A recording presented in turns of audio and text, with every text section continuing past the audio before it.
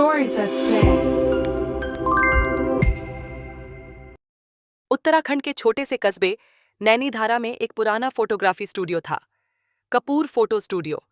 इस स्टूडियो का मालिक था हरीश कपूर, एक 70 वर्षीय बुजुर्ग, जिसके हाथों में अब भी कैमरा थामने की वही नजाकत थी जो उसकी जवानी के दिनों में हुआ करती थी।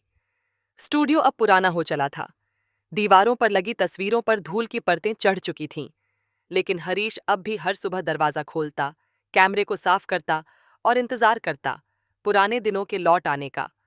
एक दिन स्टूडियो में एक नई हवा आई। नेहा शर्मा, एक पत्रकार, शहर से डॉक्यूमेंट्री बनाने के लिए नैनीधारा आई थी। वह गांव की संस्कृति, कहानियां और इतिहास को कैप्चर करना चाहती थी। नेहा ने सुना कि हरीश कपूर के पास कई ऐतिहासिक तस्वीरें हैं। वह स्टूडियो पहुंची और उसकी आंखें एक तस्वीर पर अटक गईं। एक पुरानी ब्लैक एंड व्हाइट तस्वीर, जिसमें एक औरत नदी किनारे खड़ी थी, आंखों में गहराई और चेहरे पर अजीब सी उदासी। ये कौन है? नेहा ने पूछा।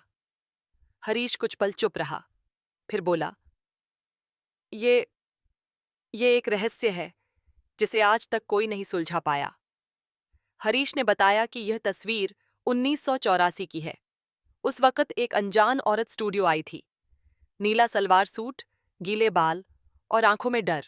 वह बोली, एक तस्वीर खिंचवानी है, शायद आखिरी तस्वीर। हरीश ने बिना सवाल किए तस्वीर खींची। औरत ने पैसे दिए और बिना नाम बताए चली गई, फिर कभी वापस नहीं आई। तब से, हरीश बोला, हर साल उसी तारीख को कोई उस तस्वीर के नीचे गुलाब का फूल रख जाता है, पर आज तक कोई नहीं जान पाया कि वो औरत कौन थी। नेहा रोमांचित थी, उसके भीतर की पत्रकार जाग गई। नेहा ने उस तस्वीर को अपनी डॉक्यूमेंट्री का केंद्र बना लिया। वह गांव के बुजुर्गों से मिली, पुराने रिकॉर्ड्स खंगाले, थाने के दस्तावेज देखे, लेकिन कोई सुराग नहीं मिला। फिर एक दिन गांव के एक पागल कहे जाने वाले बुजुर्ग शंभू काका ने कहा, वो औरत नदी के उस पार के गांव की थी, जुगनू घाटी, पर वहां की कहानियां अधूरी हैं बिटिया। नेहा ने तय कर लिया, वह जुगनू घाटी जाएगी। जुगनू घाटी एक सुनसान पहाड़ी गांव था। वहां के लोग अजनबियों से बात नहीं करते थे। नेहा ने हर दरवाजे पर दस्तक दी, लेकिन कोई जवाब नहीं मिला। अंत में एक बूढ़ी औरत बिनती देवी ने उसे अंदर बुलाया। नेहा ने तस्वीर दिखाई। बिनती की आंखें डबडबा गईं। ये मेरी बहन है, सरला। बिनती देवी ने बताया कि सरला को गांव के एक मास्टर से प्यार हुआ था, रामेश्वर मास्टर। लेकिन दोनों की जातियां अलग थीं और समाज ने उन्हें अलग कर दिया। एक दिन सरला ने फैसला लिया, वह भाग जाएगी। उसने रामेश्वर से मिलने के लिए चिट्ठी छोड़ी और जुगनू घाटी से निकल गई, लेकिन वो कभी वापस नहीं आई। नेहा ने पूछा, रामेश्वर कहाँ हैं? बिनती ने कहा, वो तो सालों पहले नैनीधारा में स्कूल खोलकर रहने लगे थे, फिर उनका कोई पता नहीं। नेहा जब नैनीधारा लौटी तो हरीश ने बताया कि पास ही एक बूढ़ा आदमी स्कूल के बाहर बैठा मिलता है, हाथ में एक डायरी लिए।